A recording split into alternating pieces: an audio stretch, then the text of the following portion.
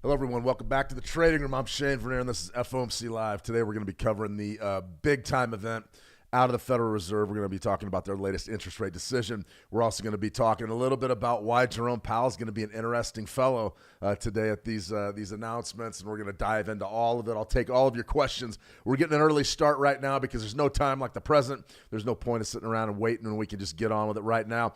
We had a trade idea out earlier today in the Euro USD. I'm going to cover that one in a minute. I think we're going to have an opportunity to make a little bit of money, though, today. I really like what's going on in the silver market. You've got a big-time rally in silver, almost another percent. We had a great 9 EMA trade that just hit the news wires about, 20 minutes ago. Real short time frame, but I loved it. We're going to show you that. We're also going to do a little high-impact scalping today. I think we're going to go ahead. We're going to select a potential market, a good target market, and we're going to go ahead and throw that on the 9 EMA strategy, and we're going to probably execute some trades there over there on your MT5 platform. A lot of us don't typically do that, but we're going to go ahead and see if we can get some going. So another prediction smashed with gold. Did you guys enjoy the $5,250 level? It was absolutely crazy. I mean, we called that. I watched it last night as it happened. It was one of those events that I sat there and I just watched the thing go to the moon, and I said, yeah, that's a pretty good trade. That's a pretty good trade. Andrea Garwell, good to see you over there in the How to Trade community. Tuku, welcome. Gordon Williams, can you look at the Euro USD? It gapped higher. I'm not sure I see the gap higher, Gordon, but what I will do is pull up the short price frame.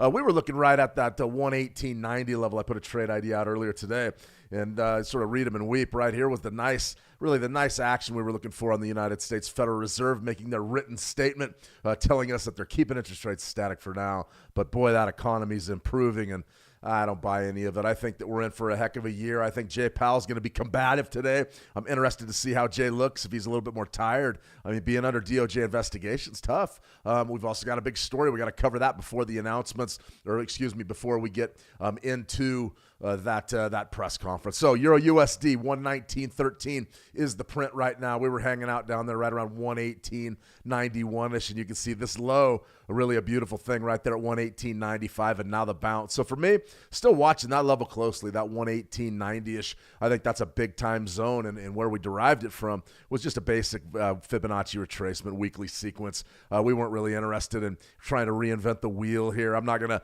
go, okay, we're going to Ichimoku candles or clouds or Takenashis or any of that stuff. I have got more questions about Japanese technical analysis over the past 3 days than I have in the past 5 years of being on these live streams. But I will say this, I don't have any expertise in Haikanashi. I don't have any expertise in Ichimoku clouds.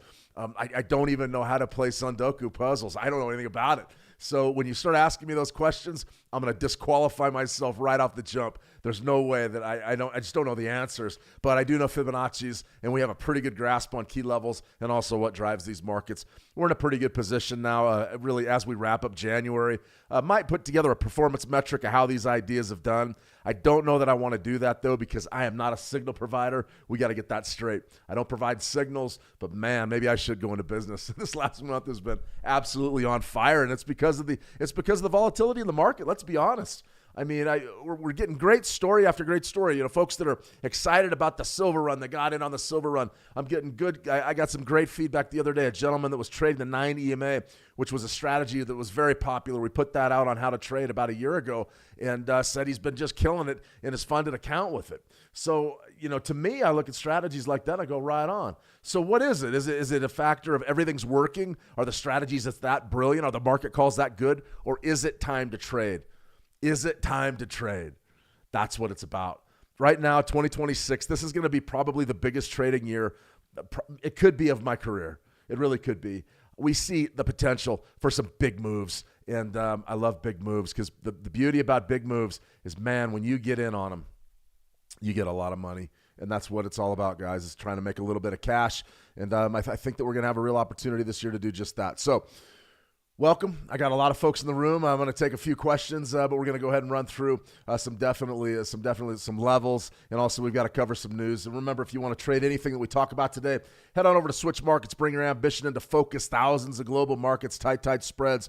One thing that I did want to talk about, though, is margins. There's been a lot of folks reaching out to Switch Markets support about their margins.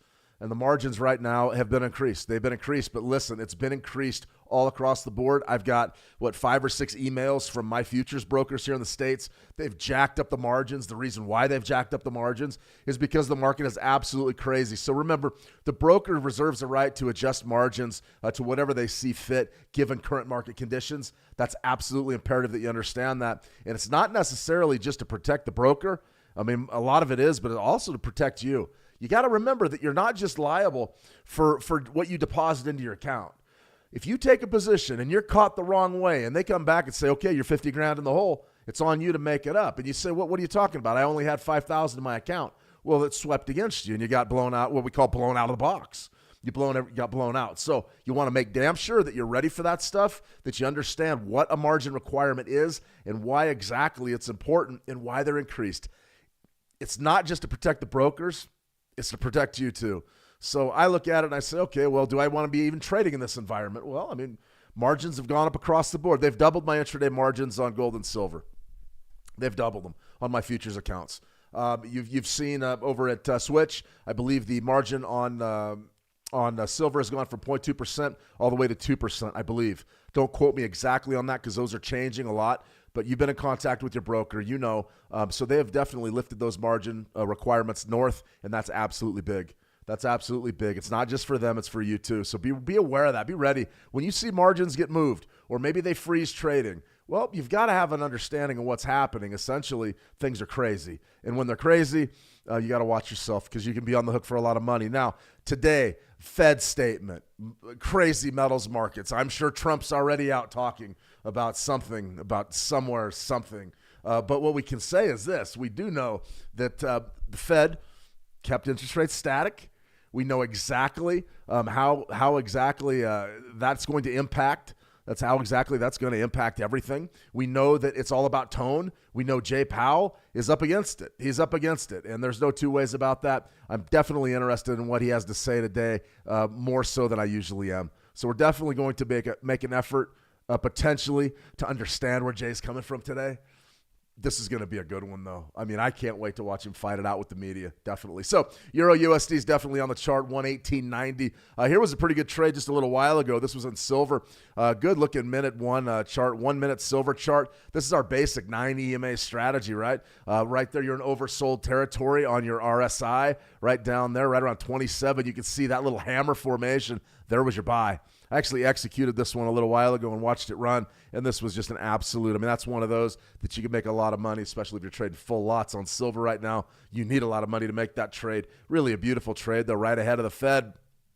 There's the Fed disturbance. That's what it did to the market. Extreme chop, and then we've continued the march upward. Looks to me like 125 is going to be what's in store for silver very, very soon. That's for sure. It's good to see everybody out there. Yes, sir. What a beautiful day. Caught an awesome buy on gold in the Asian session. That'll make you smile. Tina Jing. Hi, Shane. Hi, Tina. How are you? I'm doing very well. It's good to see you back. Ice Hazy. Another prediction smash with gold. Yeah, we got it. But the swings and liquidation bars were crazy. Absolutely. Tina, it's scary. It is scary out there. Where's the trade? Earnings. Earning lack. Yeah, we're going to be doing all sorts of trading here in a minute. There was a big drop in the UK afternoon. Big time pullbacks. Volatility is definitely what we're looking at. So let's go ahead and drop our gold here. 30-minute chart. I mean, you can see right there. Really choppy price action. Then we sort of moved forward, and then there was sort of the precursor to your Fed announcements today, and now we're just sort of moving sideways. 30-minute chart on gold. Pretty big chart to be playing right now. Pretty big. So we're looking at a 5-minute chart maybe. Let's take this down to a 1 minute. Do we have an opportunity potentially to sell this according to the 9 EMA? If you guys aren't hip to the 9 EMA, we're going to have a new video coming out here relatively soon. That's going to be beamed out, I think, everywhere, I don't know, in the next week or two. But this essentially is the trade. We already have one up on how to trade.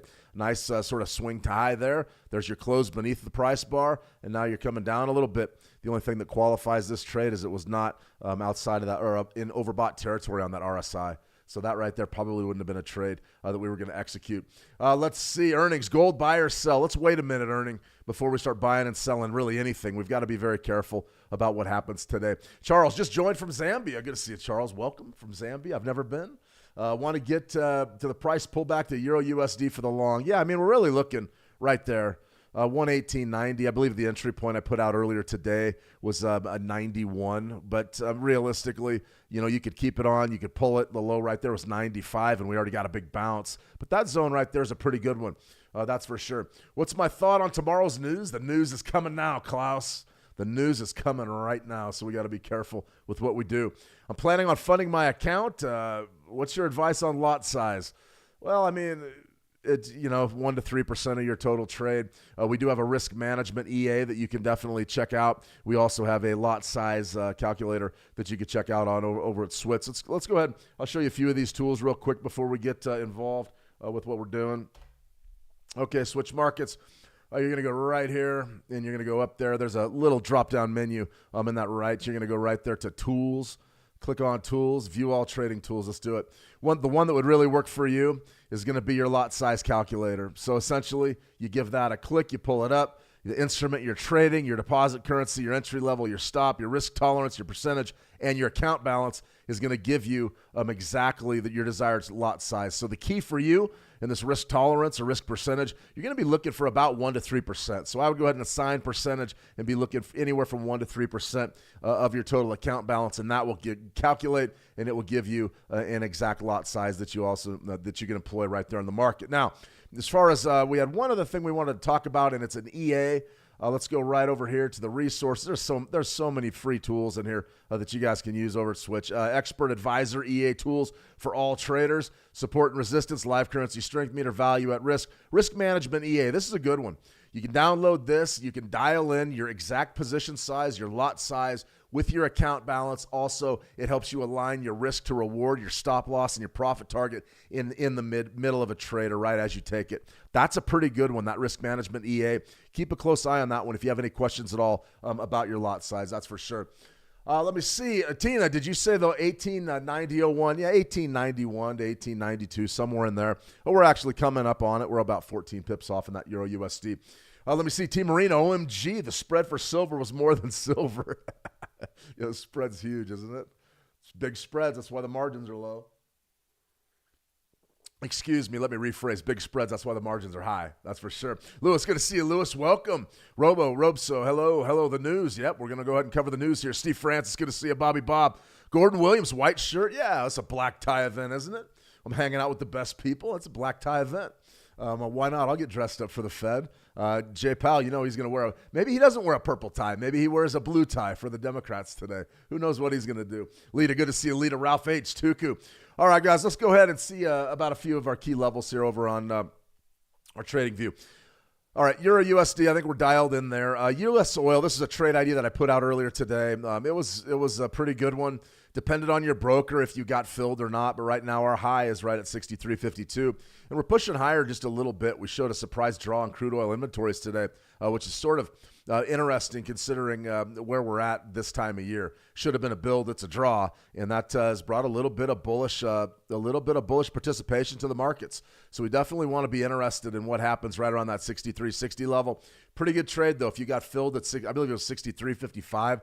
Somewhere in there, 57. If you got filled on that, you already got paid. But this right here should be an intermediate term top. I'm looking for a little swing high to develop and maybe give us a pretty good position short going into the late week. I would love that for U.S. oil. I think that's great. U.S. dollar index, the DXY, sort of rebounded today. Pretty good day, up about 1%. We're expecting maybe a little bit more hawkish sentiment out of Jay Powell. I don't know that we get it, but it's been just a brutal week. You can see we had a sell signal actually develop last Friday, and then there's the big sell-off, and here's some rotation coming our way today. So I'm watching that relatively closely. I think that this could be one of those trades where we get a bounce out of the USD and an opportunity to play some of those majors off of some key retracement levels. Remember, markets don't move in straight lines. They don't move in straight lines, and this is just a sort of a typical pullback. I'm a big proponent of a bearish U.S. dollar. I don't really see any way around that for this calendar year. Silver, everybody's talking silver. There it is. Key level at the top side is 125. I think we're going to see that probably sooner rather than later. The trajectory is definitely to the top. Your high right there is 117.75. Keep a close eye on that. You're going to want to make sure that you're dialed in and ready to rock there. When we get there, don't short. I can't tell you what to do, but be careful shorting. If you're holding short positions in metals, you are tough. And you are braver than I am. That is scary. I don't get scared by much. Honestly, not too many things. That scares me. holding shorts in the metals markets right now scares me. Gold, 52.93. You can see exactly where we're at. We had really a great call. We talked about that top side target of about 52.50. Let's go ahead and just dial this in correctly. But 52.50 was one of those levels that I said, listen, you got a real good chance of hitting this soon. And we did. You can see there was just sort of your top right up there. Your high was 52.47. Nice pullback down to 52.24. Those are huge, huge size 5-minute or 30-minute price bars for that time of day. Realistically, that was sort of in early U.S. session, or excuse me, early Asia session. Really, really huge price bars. Then you got that bullish pennant, and then a breakup over 52.50 pullbacks. And I mean, if you're looking for potentially maybe a bidding area during this engagement, maybe 52.50 is the one. Maybe the 52.50 is the one. That's for sure. As far as what I'm looking at, pullback buys. We got our 920 EMA crossover sort of dialed up there, but pullback buys are going to be the way to go with gold. This was a sort of a system that I was working on the other day. I wanted to show this because you can see today, absolutely dreadful performance today, and this was a long-term winner. You can't really see it. That's behind my head. You're down about like 8,000 playing this 5-minute signal today. If you are interested in systems trading, get used to that. Get used to that. That's how it is. It really is. You get up days and down days, and you can see got a couple of losers there, and then you took a huge loser on that right there, and the market bounced up against you. Really ugly stuff. That's systems trading.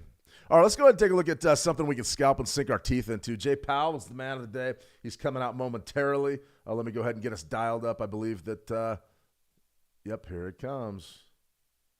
Let's go ahead and click on this desktop audio. And then we'll go right over. There it is. So there's Jay. Believe that's where we're looking.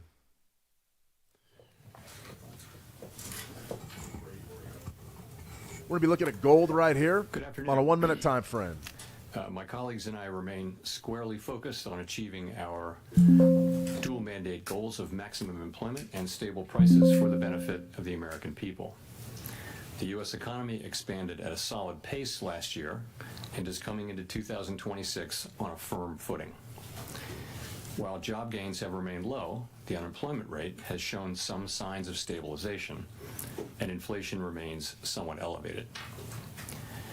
In support of our goals, today the Federal Open Market Committee decided to leave our policy rate unchanged.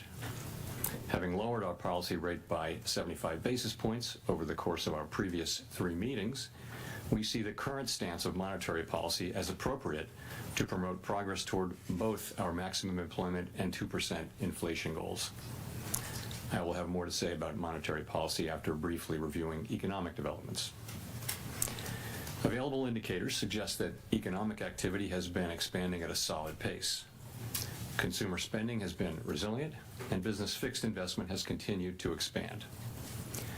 In contrast, activity in the housing sector has remained weak.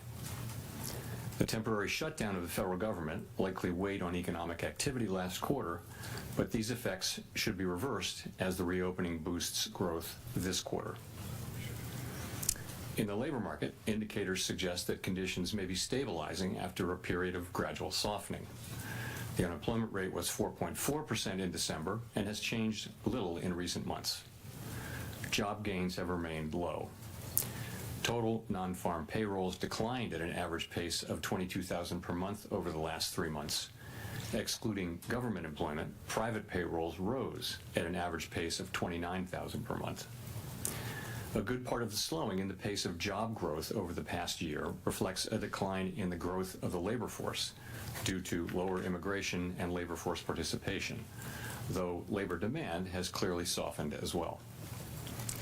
Other indicators, including openings, layoffs, hiring, and nominal wage growth, show little change in recent months. Inflation has eased significantly from its highs in mid-2022, but remains somewhat elevated relative to our 2% longer run goal. Estimates based on the Consumer Price Index indicate that total PCE prices rose 2.9% over the 12 months ending in December, and that excluding the volatile food and energy categories, core PCE prices rose 3.0%. These elevated readings largely reflect inflation in the goods sector, which has been boosted by the effects of tariffs. In contrast, disinflation appears to be continuing in the services sector. Near-term measures of inflation expectations have declined from last year's peaks, as reflected in both market and survey-based measures. Most measures of longer-term expectations remain consistent with our 2% inflation goal. Our monetary policy actions are guided by our dual mandate to promote maximum employment and stable prices for the American people. At today's meeting, the committee decided to maintain the target range for the federal funds rate at 3.5 to 3.75%. Since last September, we've lowered our policy rate 75 basis points, or 0.75 of a percentage point, bringing it within a range of plausible estimates of neutral. This normalization of our policy stance should help stabilize the labor market while allowing inflation to resume its downward trend toward 2%, once the effects of tariff increases have passed through. We are well positioned to determine the extent and timing of additional adjustments to our policy rate based on the incoming data, the evolving outlook, and the balance of risks. Monetary policy is not on a preset course, and we will make our decisions on a meeting-by-meeting basis. To conclude, the Fed has been assigned two goals for monetary policy: maximum employment and stable prices. We remain committed to supporting maximum employment, bringing inflation sustainably to our 2% goal, and keeping longer-term inflation expectations well anchored. Our success in delivering on these goals matters to all Americans. We at the Fed will continue to do our jobs with objectivity, integrity, and a deep commitment to serve the American people. Thank you. I look forward to your questions. Hi, Chris Rugaber at Associated Press. Thank you. I wanted to ask that you attended the Supreme Court hearing last week on the Lisa First Cook question. case, and Treasury Secretary Scott Bessent criticized that as political. Can you say why you attended and what you would say in response to the Secretary's criticism? So let me start with I don't respond to comments by other officials, whoever they may be. It's just not appropriate to do that. I will tell you why I attended. I would say that that case is perhaps the most important legal case in the Fed's 113-year history. And as I thought about it, I thought Little 1 minute it buy. might be hard to explain why I didn't attend. In addition, Paul Volcker went to a Supreme Court case famously in, I guess, 1985 or so. So it's precedented, and I thought it was an appropriate thing, and I did it. Great. And then just quickly follow on the job market.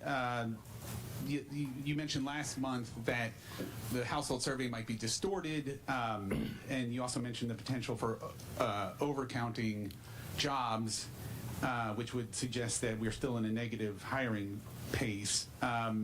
So do you see the drop in the unemployment rate as solid, and what's the basis for saying that things have stabilized? Thank you. So, yeah, really two questions. One is, so we're getting through the distortions in the data from the shutdown. However big they were in November, they're smaller in December. So we're getting to a place where they're no longer material. They're still there, but it's a tweak here and there. The reason why we changed the statement, let me pull it out, was simply He's got to read it. It used to say that judges that downside risks to employment rose in recent months. So we saw data coming in which suggests some signs of stabilization. I wouldn't go too far with that, but some signs of stabilization. There are also some signs of continued cooling. And so we thought that was no longer an accurate description of the data. In addition, the outlook for economic activity has clearly improved since the last meeting, and that should matter for labor demand and for employment over time. So for those two reasons, we thought we would take that language out of the statement.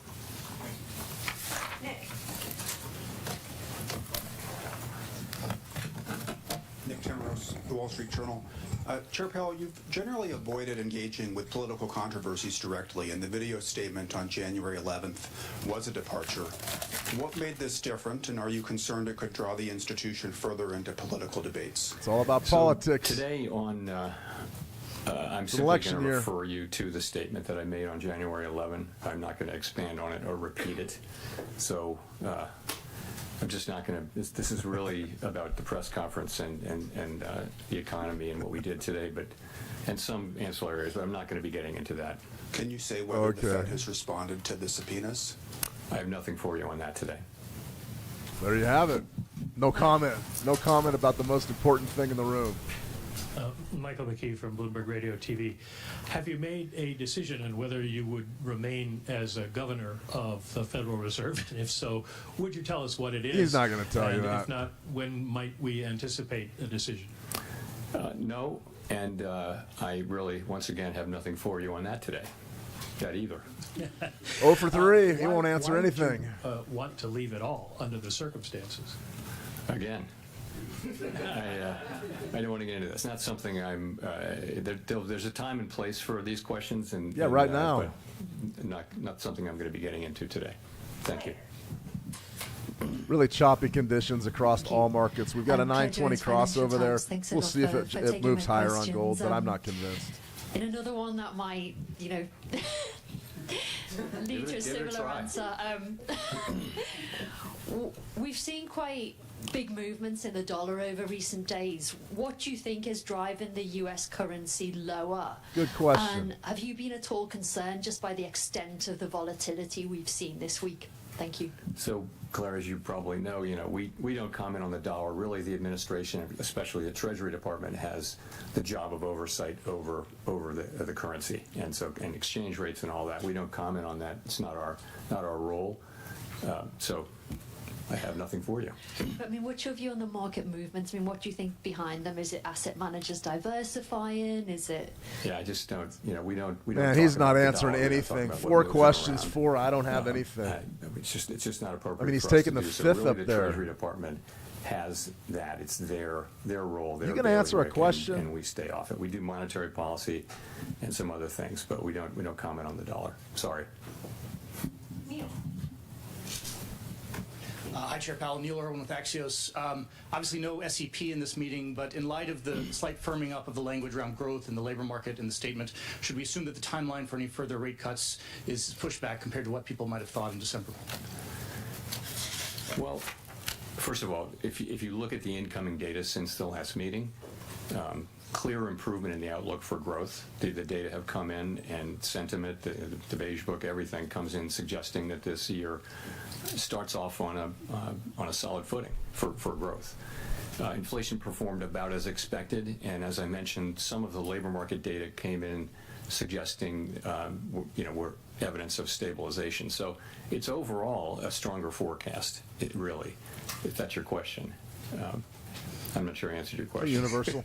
But in terms of timing or pacing of any additional easing? So we haven't made, what we'd say about this was that after this meeting, after the 3 recent rate cuts, we're well positioned to address the risks that we face on both sides of our dual mandate, and we'll continue to make our decisions meeting by meeting based on the incoming data, the implications for and the outlook and the balance of risks. Haven't made any decisions about future meetings, but the economy is growing at a solid pace. The unemployment rate has been broadly stable, and inflation remains somewhat elevated. So we'll be looking to our goal variables and letting the data light the way for us. It's the same answer every single time. We're data dependent. Look at how choppy the market is Steve right Leisman, now. CNBC, and sticking with questions you might answer. I'm waiting thank for a you. big sweep either way in gold. A big one. You had previously, I believe, described the current policy rate being at the higher end of neutral. And if you look at the longer run, the SEP and the longer run rate, 16 of 19 officials are actually below there on their long run. Is the Fed still in a process of bringing it down towards a middle range of neutral? And what would it take to get there? So the count I did was that 4 of the 19 were at or above that.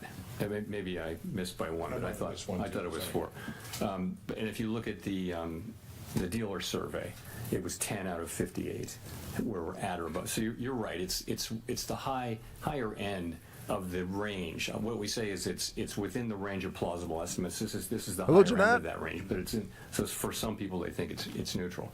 I think, and many of my colleagues think, it's hard to look at the incoming data and say that policy is significantly restrictive at this time. It may be sort of loosely neutral, or it may be somewhat restrictive. You know, it's in the eye of the beholder, and of course no one knows with any precision.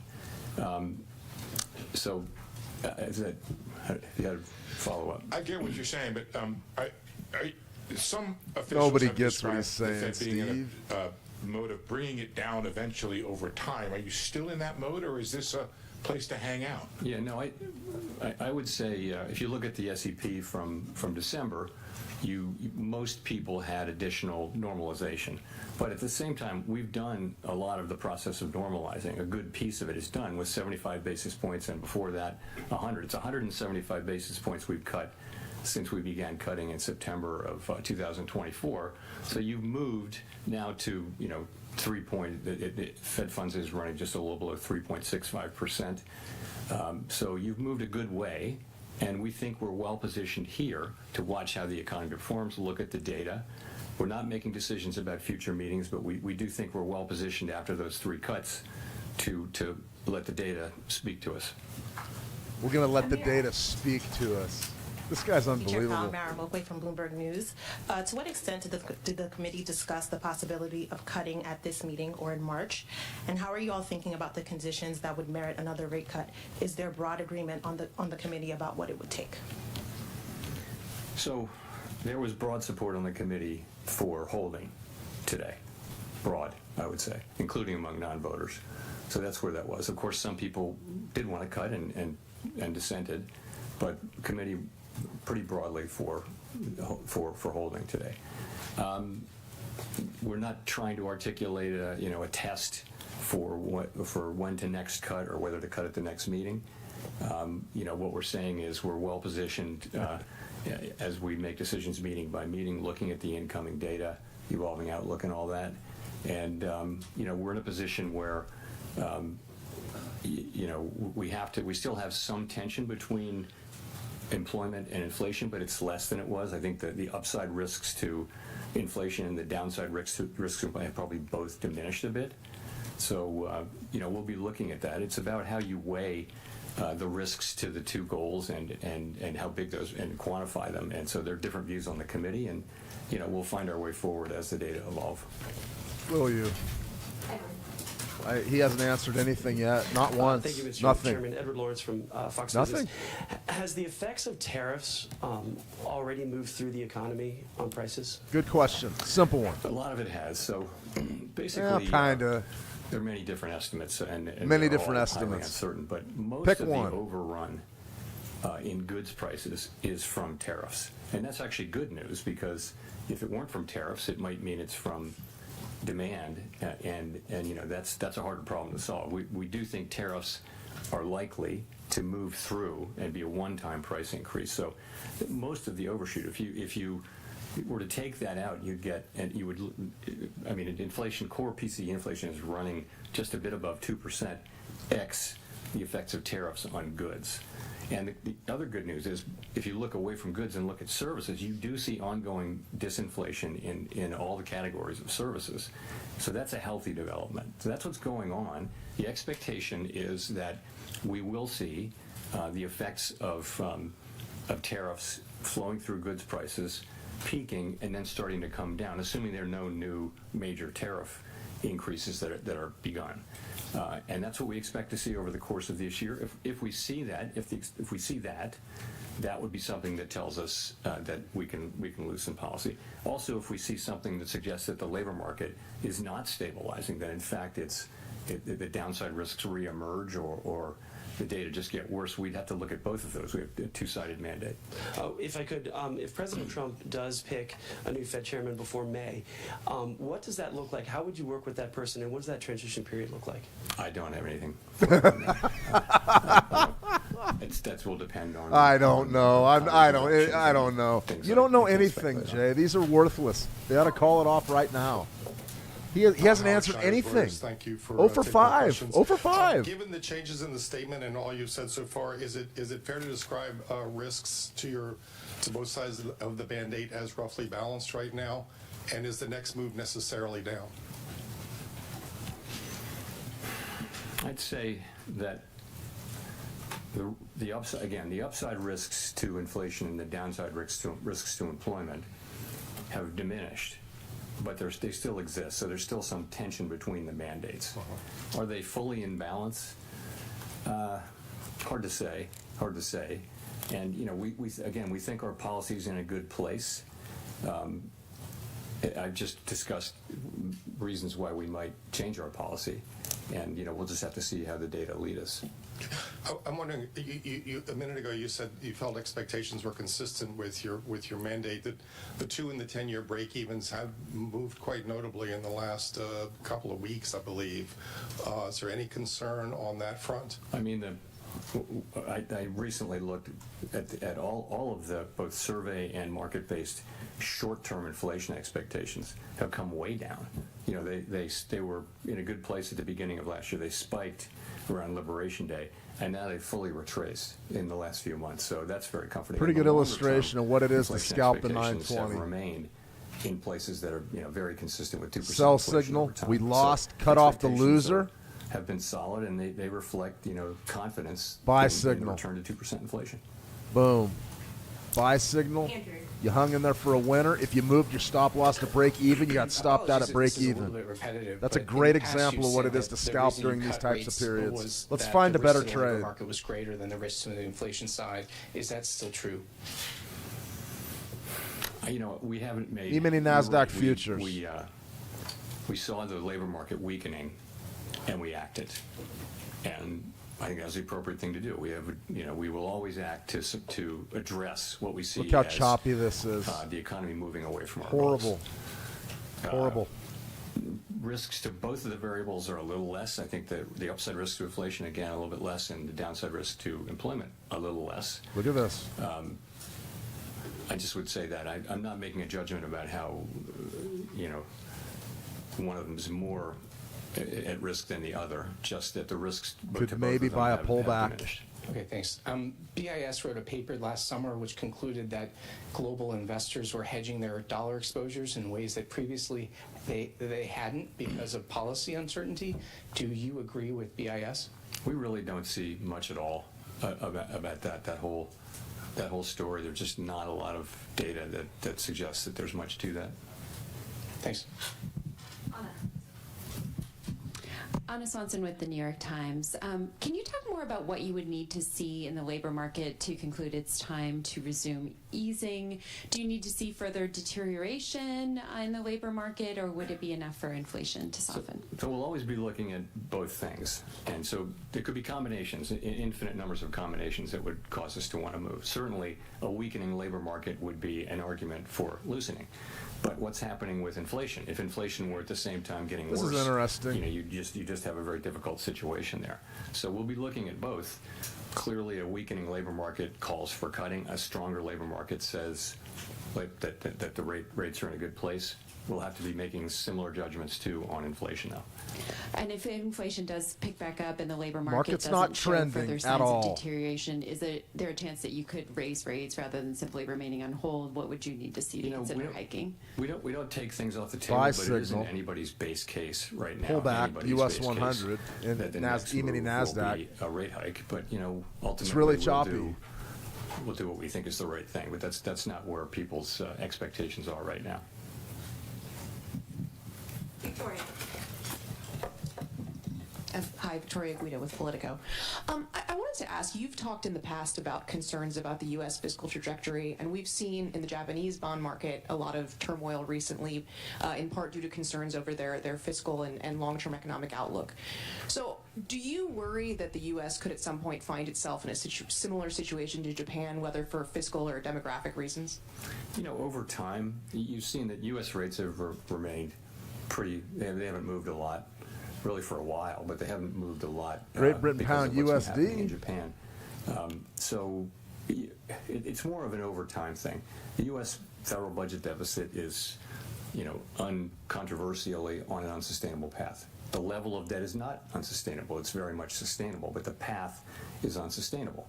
And the sooner we work on it, the better. But right now we're running a very large deficit at essentially full employment, And so the fiscal picture needs This to could be be a pretty addressed, tight scalp. and it's not really being addressed. So that's important. I'm not in any way connecting it to some sort of near-term market event, but ultimately it's something we'll have to deal with. And that, in the end game, that's where you wind up. Crossover, in some kind of a bid. difficult thing. But that's not where we About are. a It's not what 1-to-1, Japan is very either. tight, right beneath But, the signal certainly bar. not where we are right now. Does Not it a bad reduce trade. The effect of It's your it's rate cheap. It's cuts that affordable. Longer-term rates have overall not really budged that much. 5-minute I wouldn't say duration. that. The thing is, technically, higher longer-term rates means less accommodative financial conditions. But remember, many things move longer-term rates. It's not mostly what happens on the short end. There can be effects of longer-term rates from our moving our policy around, but it's much more assessments of the fiscal path and fiscal policies and risks and things like that move the 10-year around. You can look back at and find periods where we've been very actively moving the policy rate over the course of a year, and over the course of that year, the 10-year is exactly where it started. So there's not a tight link between 10-year rates and the overnight rate. Elizabeth. Thanks so much, Elizabeth Schulze with ABC News. Republican Senator Tom Tillis, who sits on the Senate Banking Committee, said he will block any Fed nominee, including the chair, until this investigation into you is resolved. Do you support this move by the senator, and what conversations have you had with the senator? I've got nothing for you on that. More broadly, what would happen to American households if the Federal Reserve loses its ability to operate independent from politics? So really, the point of independence is not to protect policymakers or anything like that. It just is that every advanced economy democracy in the world has come around to this common practice. It's just an institutional arrangement that has served the people well, and that is to have a separation between to not have direct elected official control over the setting of monetary policy. And the reason is that monetary policy can be used, through an election cycle to affect the economy in a way that will be politically worthwhile. Yeah, So you did this it isn't- in I'm not talking September about of the US context. 2024. This is every advanced You economy did. democracy of any size. So it's a good practice. It's pretty much everywhere among countries that look at all like the United States. And I think if you lose that, it's, first of all, it will be hard to restore the credibility of the institution if people lose their faith that we're making decisions, only on the basis of our assessment of what's best for everyone, for the wide public, rather than trying to benefit one group or another. If you lose that, it's going to be hard to retain it. And we haven't lost it. I don't believe we will. I certainly hope we won't. You But guys it's have very lost important, faith, and the reason believe it's me. important is that Believe it's me. enabled central banks generally not to be perfect, but to serve the public well. You're confident it can maintain that independence at this point? Yes. I mean, I'm strongly committed to that, and so are my colleagues. Well, we talk about who the shareholders of the central banks around the world are. That's what the conversation really is, Jay. Archie Hall from The Who are the Economist. shareholders? On that sort of It's not the people. stabilization of the labour market question, how much do you see the weakening we saw over the past 6 months, year, as a kind of data mirage around immigration and the government shutdown and so on that's now resolved? Or how much have we seen a kind of real underlying firming up in the state of the labour market, do you think? Nice little move. Dollar's starting to Part of fade. it is, to your point, part of it just is that labor supply, growth in labor supply has come to essentially a halt from a fairly fast clip of growth over the last couple of years, driven by immigration, and then the halt being driven by a very sudden stop in immigration. So many outcomes were possible with that. Supply came way down. It turns out that demand for labor also came down a very similar amount, maybe just a little bit more, which is why the unemployment rate has gone up. So I don't know whether that's a coincidence or not, but that's what's happened with that part. But if you look at other things, like, for example, just to pick a couple, the Conference Board's measure of job availability that came out, I don't know, was it yesterday or today? But, it shows, it's a survey showing that workers feel like job availability it's a very low reading. Just one reading, but it's an indication of softening. People part-time for economic reasons, which is a category within the broader U6 category measure has moved up significantly. So there are lots of, and I could go on and on, there are lots of little places that suggest that the labor market has softened. But you're right, part of payroll jobs softening is that both the supply and demand for labor has come down. Growth in those two have come down. So that makes it a difficult time to read the labor market. So imagine they both came down a lot to the point where there is no job growth. Is that full employment? In a sense, it is. If demand and supply are in balance, that you could say that's full employment. At the same time, do we really feel like that's a maximum employment economy? It's very challenging and quite unusual situation. Thanks. And one more on growth and the kind of strong growth outlook or strengthening growth outlook you're now seeing. How much of that is the fiscal stimulus we're seeing from the beautiful bill, the tax cuts, and all of that? So you're seeing it already. You don't have much of the fiscal. I think the outlook, you're right. It's financial conditions and it's fiscal policy for 26. But you've got strong consumption that's been happening before financial conditions have been supportive, but before the fiscal effects really are shown. So essentially the economy has once again surprised us with its strength, not for the first time.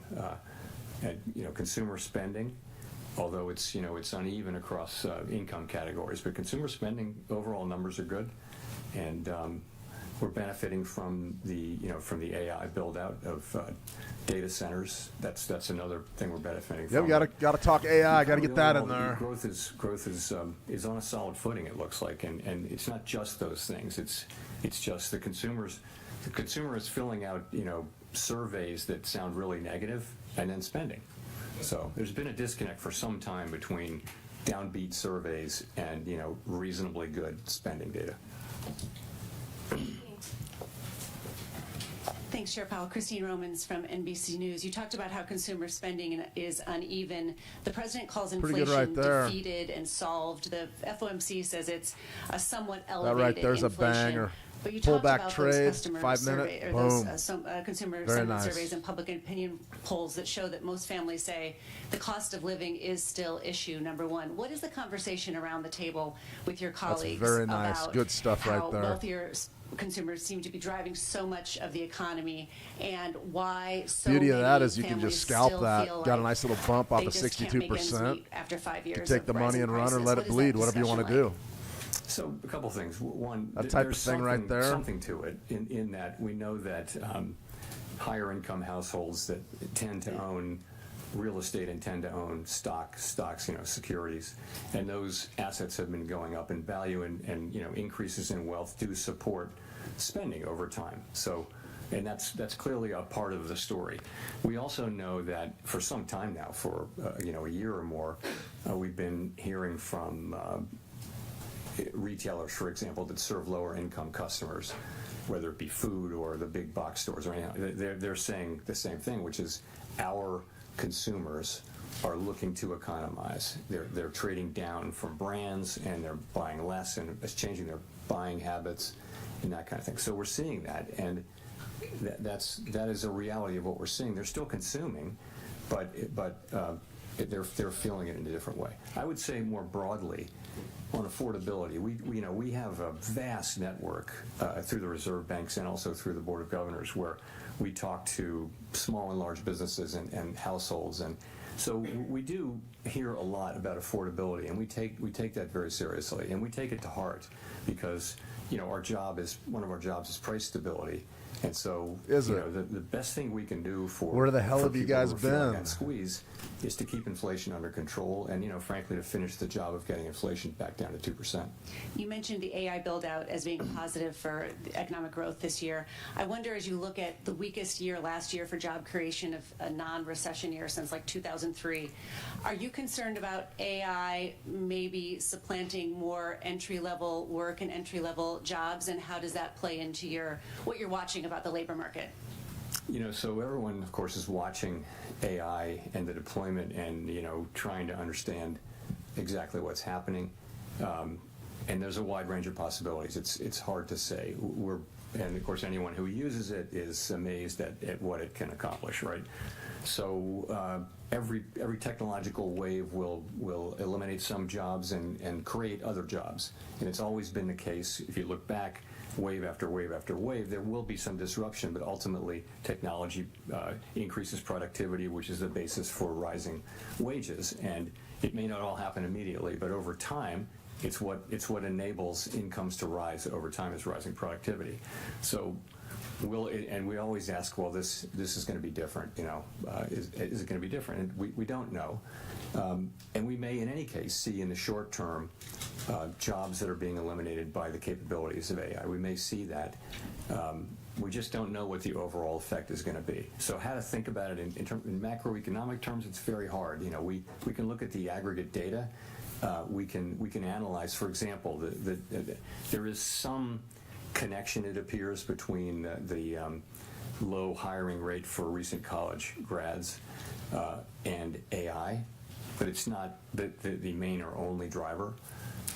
You hear large companies, though, many of them saying that they either won't be hiring for some time, or that they're hiring less, or that they're laying people off, and they tend to refer to AI when they do that. So we're all watching and learning, and it could certainly have pretty significant effects on the economy, the workforce, and our society.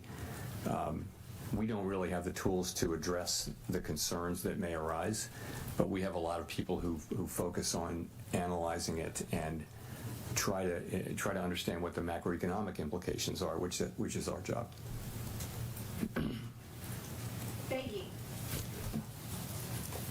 Thank you, Chair Powell. Beyi from AFP News Agency. You mentioned earlier that on inflation, the broad expectation was for a one-time price increase and then for inflation to come down. And I was wondering, is your expectation still for inflation to start cooling in the second half of 2026? And if you could elaborate how far we are from target currently. Thank you. So how far we are from target is, as I mentioned in my opening remarks, we had 3.0% core PCE there's inflation the trade. Over the 12 months ending in December, and that's pretty much what Right we had the there. year before. So on net, no progress, but the story behind that is modestly positive in that How do you build most this of the trade? overshoot was in goods prices, which we think is related to tariffs, and ultimately we think those will not result in inflation as opposed to You have a one-time options. price increase. Okay, so Stop loss could be that's- very that's tight where right there. it is. In terms of, you asked, Could let it bleed like that. It's a pretty no one big thinks trade. They will. Let's play real tight right here, real tight ex ante scalp. See if we can understand maybe really clearly rack one more winner. precisely when this will happen. Maybe something But right there's like an that. expectation that sometime in the middle quarters of the year, It's tough playing this we'll tight. see, Let's go ahead and put it tariff beneath inflation our topping averages, out. right down in so there what we somewhere. do is when a tariff is put in place, Take a shot. we track the effect of those tariffs Something like that. over a 6, 7, 8, 9 Tough month trade to period, get, and you Bobby. can see- US 30 is and very you can choppy. see Very, for very that choppy. tariff how long it takes to reach a place where It's either gonna break in our affected the price favor or it's level, and not. that's it. So we're Not the getting best better trade at in the that, world. And our estimate is that Still, it'll though, be you have a sometime in signal. the middle of the year, but I wouldn't look for great precision in that. But we'll be able to see whether RSI things are right moving in around that direction. 50. I think So you're playing a we'll be able to breakout, see. essentially.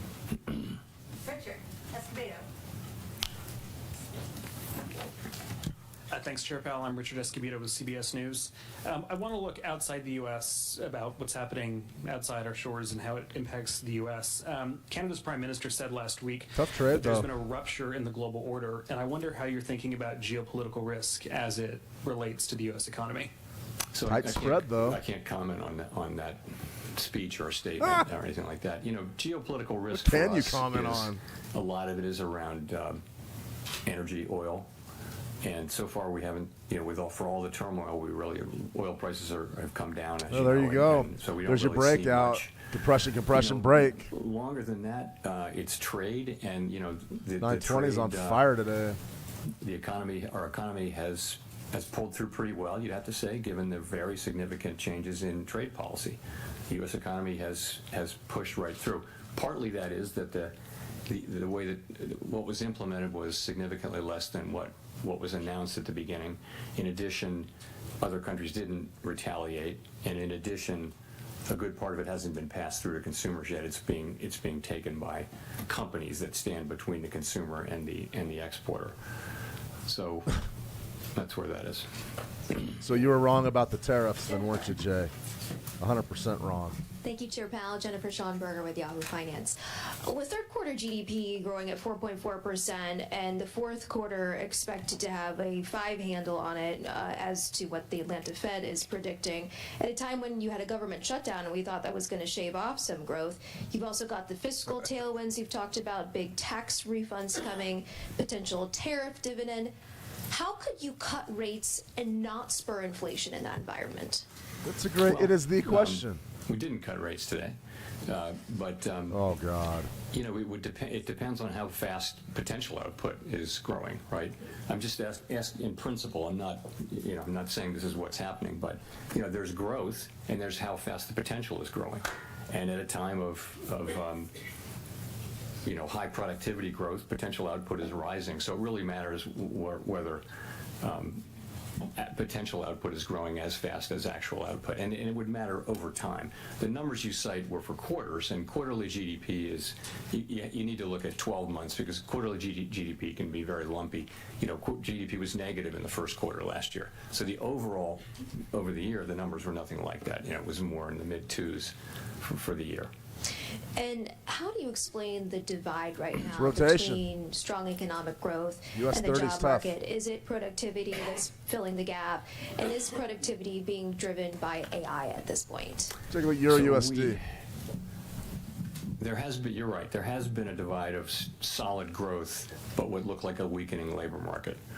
And that can be explained by maybe a Fibonacci scalp, rising productivity. But I would say we do see signs of certainly of the unemployment rate stabilizing.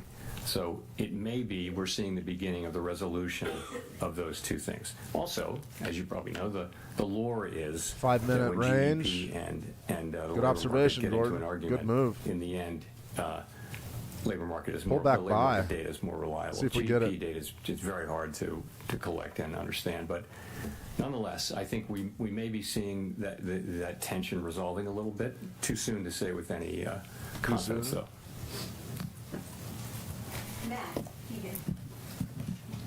Matt Egan with CNN. Chair Powell, after today, you have 2 meetings left as Fed chair.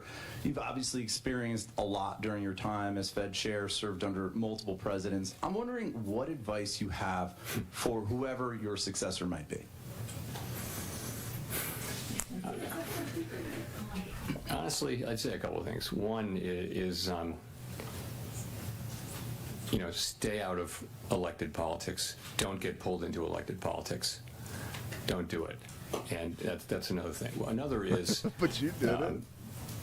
That, you know, our window into democratic accountability is Congress. And it's not a passive burden for us to go to Congress and talk to people. It's an affirmative, regular obligation.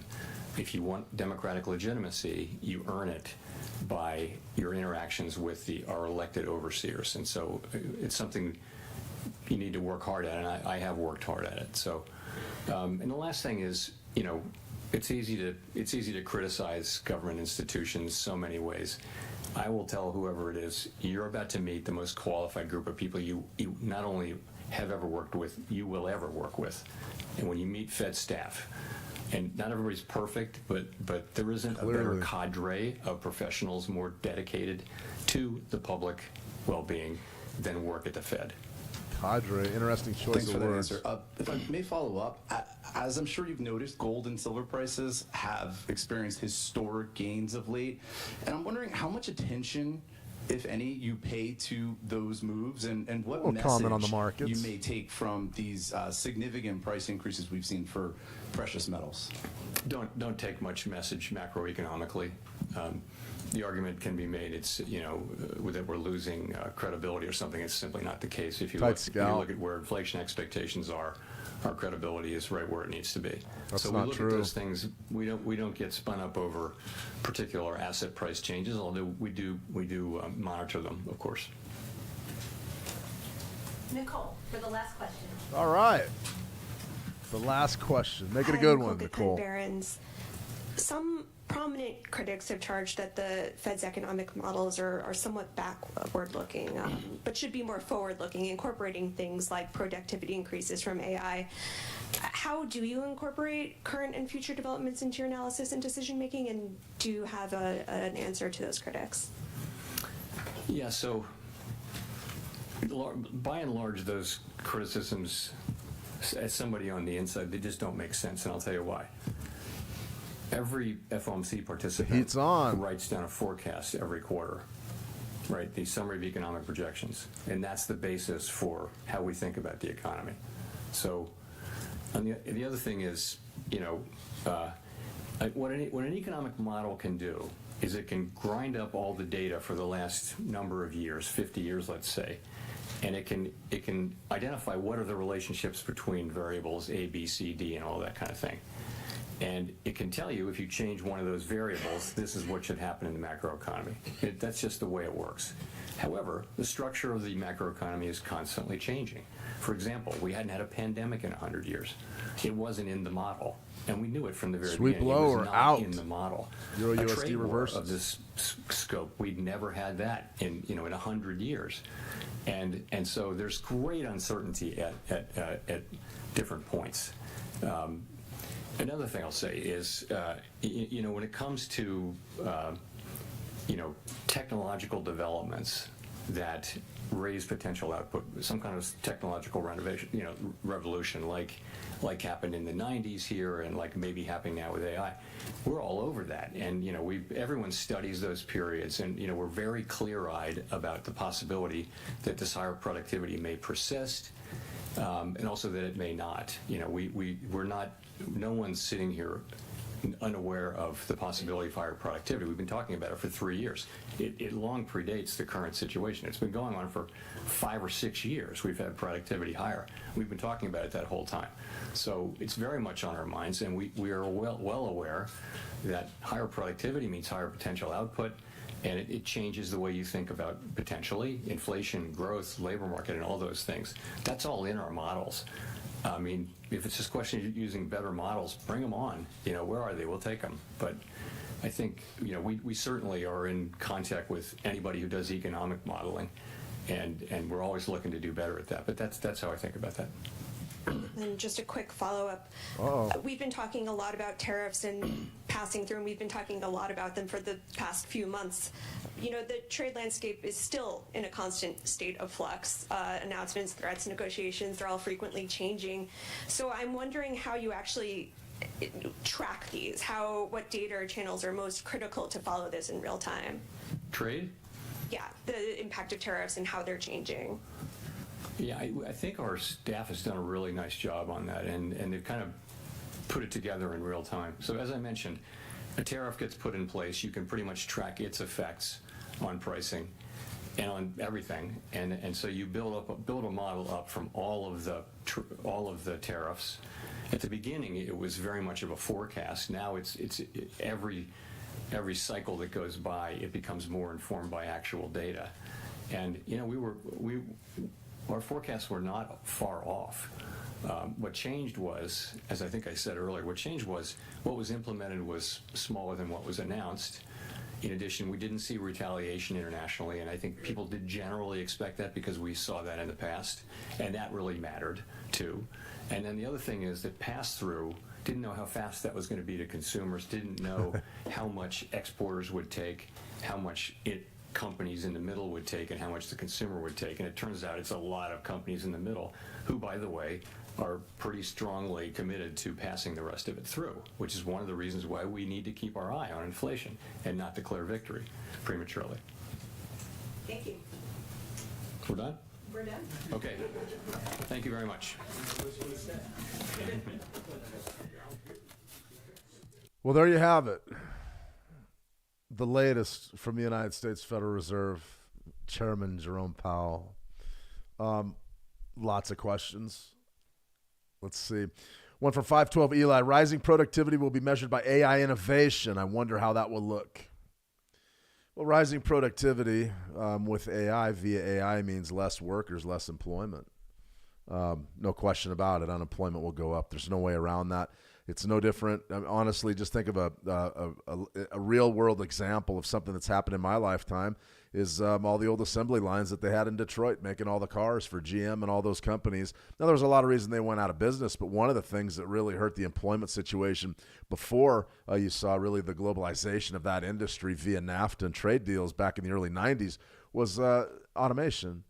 All of a sudden, they didn't have to pay somebody $50 an hour in benefits and insurance to put a tire on a car. It was all done by the machines. This is the same thing. Believe me, when we talk AI, I was a writer for years. Before I ever started on the live streams or doing this, I was a financial writer. And what I did back then is obsolete now. You don't need it. You have AI. It can go through. It can do all the research, structure all the pros, and do all the work that I could do. And it can do it faster. And in some cases better, but not, I mean, you're still going to need rational folks to guide the AI. So the AI serves our purposes.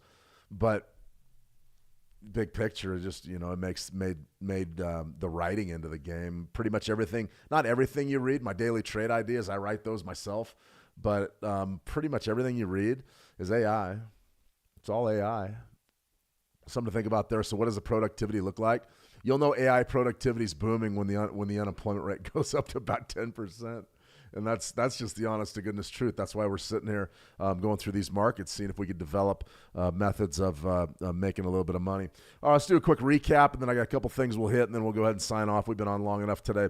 As far as what we had here, this Euro USD, nice little scalp, 38% swept us out, and now it's rebounding. That's okay. I don't mind taking that loss. It was a very small one. Wanted to get this entry down here, though, on the 5-minute time frame, 129.28, somewhere down there. I would have loved to have bought those quarter handles and maybe look to get a few pips on the comeback. It doesn't look like we're going to get that, but you may later in the day. Personally, I'd probably shut it down. As far as the rest of our trades, they actually went pretty good. I mean, if you just want to look at the balance history, we started off with a massive loser. We traded the 920 EMA crossover strategy pretty well. This right here was a pretty good loser right off the bat on gold, and then we switched. You'll notice that's one of the benefits right there. That's a real-world benefit of using larger risk versus rewards. The second one, I really didn't have a problem putting it on for like a 1 to 2 risk versus reward because the pressure's up in metals. We're looking for any reason to buy, and probably the smart thing to do would have been to pass on the sell. But in any case, we took the buy. We hit that one. As far as this NASDAQ, E-mini NASDAQ was also a 5-minute 920 trade. Waited for the pullback and just hit that real tight scalp. That's a more advanced way of trading. The bottom line is I had a stop out point. I knew exactly when I was going to get out, but I also knew if the market jammed in my favor, a few $100 within a few seconds, take it and move on. Didn't have a problem with that. Remember, these are demo dollars as well. I really like that Great Britain pound USD setup, though. That was a good one. That was a trade that you could actually sink your teeth into. You had a nice stop loss. You had a nice profit target. The thing just went up there and got its points. That was fantastic. This one right here, the US 30 1-minute trade, that was really a compression play. The RSI was right at 50. We saw the bars loading up. That was extremely risky. And once again, these are demo dollars. These aren't real position sizes, but you probably could have put them on maybe on a prop account. That was probably the riskiest thing we did today right there was that US 30 trade just because the market is absolutely flat. Yeah, we won, though. Then right there, you can see that last trade, the Fibonacci pullback trade on the Euro USD stopped us out. I'm not real happy about that, but it doesn't surprise me with forex pairs. I was told by an old forex trader once, Shane, you need to look at 50%. You need to look at 50%, especially for the Euro. And I said, yeah, and it really is. I mean, there it is. Pulls back to 50%. Bounces. So a huge contract like a Euro USD, 50% is a big deal. I don't like trading it. I don't like getting out of my game for any reason, right? For any reason. One last thing, or actually I started off the live stream showing you this. This is something I've been kicking around and toying with, and I want everybody to understand really what this stuff is, and it's the future. You're coding things, you're getting ideas, you're coding strategies here. On TradingView, you can see exactly what's happening. And essentially, the ebbs and the flows of the strategy, it's very, very important that you understand that you could have a strategy that is extremely profitable. Extremely. This one right here, we'll just dial it back to the last 90 days and run the report. And you can see that you've got a pretty good profitability curve. That's pretty much what everybody looks at. And then today, you got the big fall off where would you have 3 losers in a row, which is rare for this strategy. But you could see you could have a really successful a really successful strategy, but one day can absolutely sink you. That's one of the reasons why I don't really trade Fed days. Is that the reason why this thing's losing today? You'd have to factor it. I would look at the past 5 or so Fed days and see if it always loses. But what I mean is, if you're going to be a systems trader and an algo trader, you've got to study your losses. You've got to look at your worst losing days. You've got to see how many trades in a row you should lose, because managing a system isn't much different than managing a trade. When you manage a trade, the question is always, am I in or am I out? Do I hold or do I fold? That's the bottom line. And with your system, it's going to be the same thing. It's going to be the same set of questions. Do I let this thing run? Do I cut it off? Do I make changes? Do I scrap it completely and go build a new one? Those are always going to be the questions in your mind. And the only way that you're going to know it without losing all your money is be monitoring the performance and saying, okay, how many trades over my back-tested data do I typically lose in a row? What would be considered an outlier? And if you look through 3 years of data or 90 days of data, whatever you're doing, you say, okay, I've never lost 2 in a row, and then you lose 2 in a row, you need to step back and say, okay, what happened? Another thing, a news day like today, a Fed day, traditionally incredibly difficult to trade. I've taken big hits on Fed days. I don't trade them anymore. Maybe that'll change. We do have a couple more 920 EMAs like this. Maybe I'll just trade the 920. My point is this. If you're always getting crushed on Fed day, don't trade Fed day. I mean, it is easy. If you're a pitcher and they're always hitting your fastball out of the park, start throwing some curveballs. I mean, that's the bottom line. So we always have to be ready to adapt. I don't care if you're a systems trader, an algo trader, or a discretionary trader. Evaluate your performance according to your losses. If your losses are huge, you need to figure out why. If you're not losing very often, but you're still losing money, those losses are huge. Figure out why. Maybe you're always taking a big loss on a Fed day. Don't trade Fed day. It was similar to what we talked about the other day. It's like, Shane, every time my stop loss gets hit, things reverse and it goes in my favor. I go, okay, that's easy. Put your entry point where your stop loss should be. Done. I keep back testing and I get these incredibly losing systems. I can't get a winning system. Wait a minute. Your system is a loser, proven loser? Oh, yeah, I'm losing. I'm only winning 30% of the time, and I guaranteed I lose. Oh, every day I lose. I go, great. You have a great system. Switch your parameters. Enter where you exit. Exit where you enter. I'm very, very serious, guys. Some of the best things in this world have been found on accident. You know, not to be a cliche police, but penicillin they found on accident. It was growing on a cheese sandwich. Somebody took it and said, wow, I feel better. That's what we're talking about. I don't care how you get there. Just get there. Every time I get stopped out, the market bounces. Easy. Put your entry point where your stop loss is. Give it a go. Remember, there are no rules. Don't get caught into one way of thinking. Stay fluid. Be on your toes. Have the ability to think long and short all at once. Like I say, you know, for a trader, you have to be able to hold on tight and let go at the same time. Work on that. Be fluid with your thinking. Don't just get into these things and go, the market's going down, down, down. I can feel it. Okay, great. If it doesn't go down, you're going to lose. I've been harping over and over and over again about the dovish dollar and what's coming this year. I'm going to know very, very soon after they get a new Fed chair in if I'm right or not. And if I'm wrong and all of a sudden that Federal Reserve's taking a hawkish tone, I'm going to say, okay, I have to reevaluate everything. But until then, I feel like we're in pretty good shape. Always evaluate your losses. You learn from losing. Evaluate your losses. All right, 2 quick things we need to cover before we sign off here, fundamental wise. This is what I'm watching right here, and this is why I believe there's going to be some real opportunities trading against the dollar later this year. So this is our CME Fed Watch Index. Today they chose to hold them steady. This is the December. I'm always thinking about where we're going to land at the end of the year.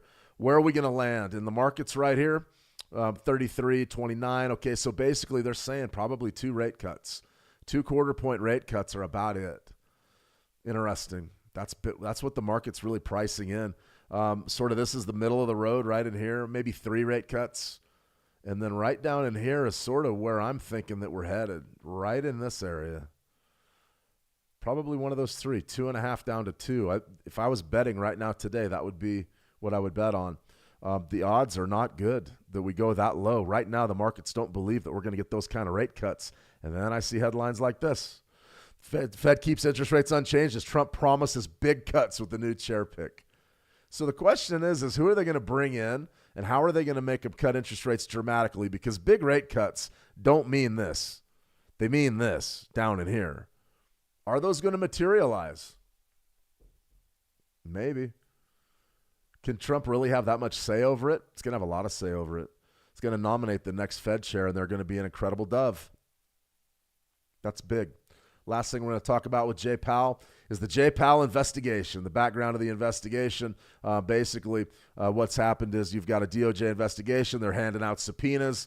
I do believe that Jay Powell's going to have to testify in front of Congress. I think they're talking June after his tenure's up. Essentially, what the problem is the cost overruns on the Fed chair, on the Fed headquarters, and they're not just little cost overruns; they're big. They're, I believe. Don't hold me to the exact numbers. We look at a million numbers a day, but $2 billion. I think the $2 billion is a cost overrun or something crazy like that. And they're running on about a decade of this project, and the thing's still not done. So what we call in the United States, what we call something like that's called a big dig. And what a big dig is, it's like the bridge to nowhere. It's like Massachusetts had a great one where they were trying to build a tunnel, an underwater tunnel, and the thing never got built, and they dumped like $2 billion. Probably the biggest one of all time that still goes on today is the high-speed rail in California. They're like $100 billion into that or something crazy over the last 15 years or 20 years, and they haven't laid a foot of track. They're still in the planning stage. We call those big digs. And what a big dig is it's a place where you can just spend a ton of taxpayer dollars and everybody gets greased. That's what it is. So is the Fed headquarters a big dig? Yeah, it is. It's over. They haven't got it done. It's constantly cost overruns. And the problem that Jay Powell's going to have is it isn't necessarily his fault. I mean, the project was ongoing before he got there. But his testimony last summer in front of Congress, they asked him about some of the more lavish things that are going on in that building, in that construction, things like gardens on the roof, things like, the old axiom was golden toilets and crazy things like that. Well, he said there was none of that going on, and it turns out they went to the job site and they looked and they said this is incredibly lavish. So they've got a case against him for perjury, and he knows that. And that's why he didn't say anything about the court proceedings when asked on it today, because probably his attorneys told him not to talk. So that's another thing hanging over the Fed's head. So when Jerome Powell sits there and he says, we have credibility, no, you don't. No, you don't. And I have proof. $5,300 gold. That means that not only are investors not believing in the U.S. dollar, they don't believe you guys can stop inflation, and they believe it's going to get worse. That's what we call prima facie evidence. Evidence on the face. Look at the gold price. You sit there and you listen to Jay Powell skirt every single question. He avoided every single question today. Data dependent. We're going to let the data guide us. We're going to let the data guide us. Well, that's not what you're supposed to be doing. We had a great comment in the live chat here on YouTube. It was, aren't you guys scientists? Aren't you supposed to be measuring things and making decisions? Not let the data guide us, the magic 8 ball. He gets out his magic 8 ball. And my point is this. The Fed doesn't know what to do. And the next folks that come in are going to take the reins. They're going to be diplomatic about it, but the marching orders are going to be cut interest rates at all costs and do it dramatically.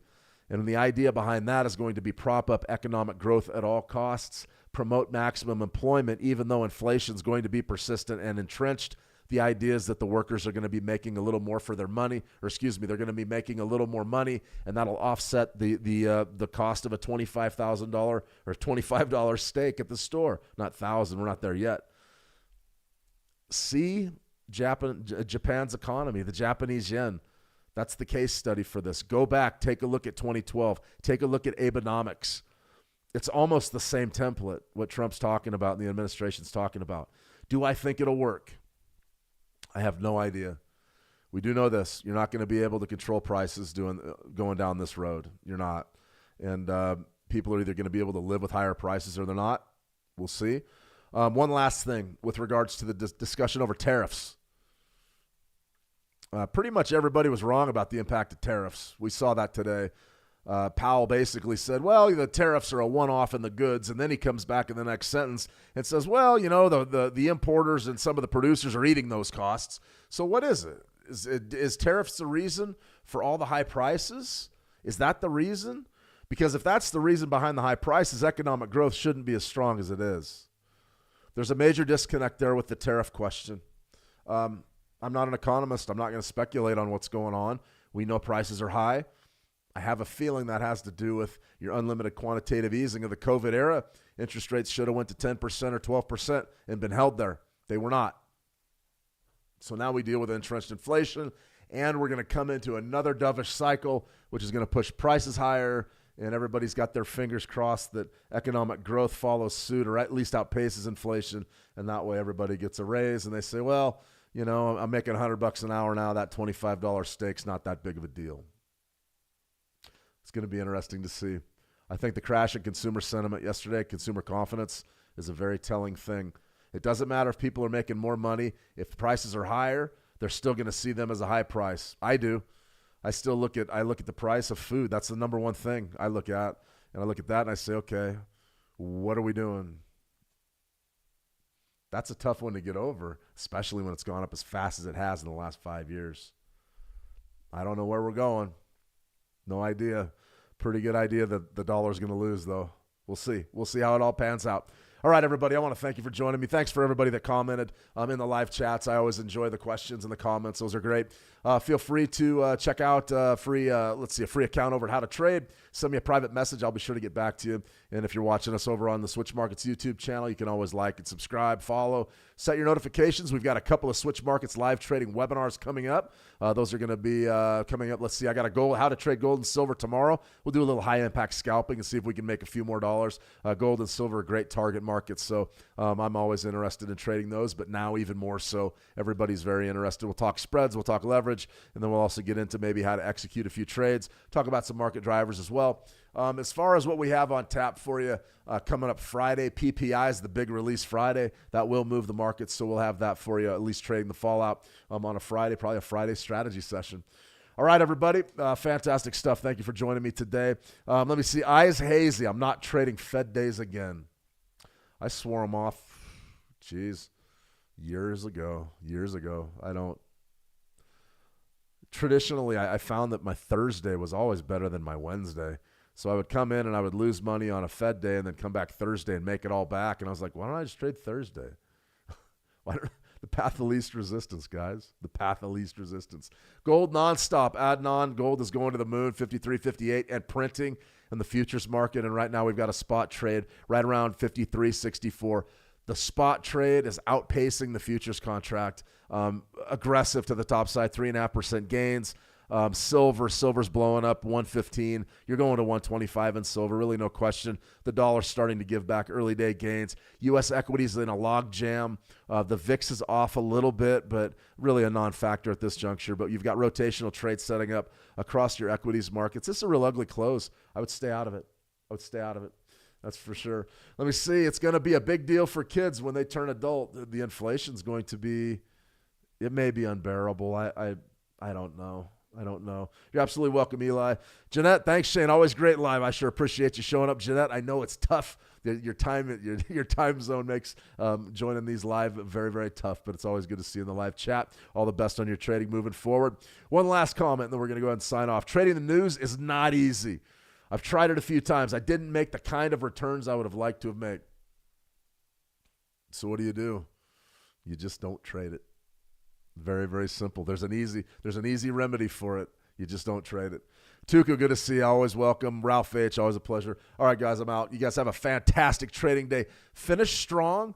Don't get hooked into, don't chase money on this last 24 minutes of the U.S. session. Come back tomorrow ready to go. I'm very confident about what we can do tomorrow. Later today, I don't see much of anything good developing here unless you got in on this gold move before the day started. And if you did, well done. Incredible runner. I'm watching it right now. I mean, wow.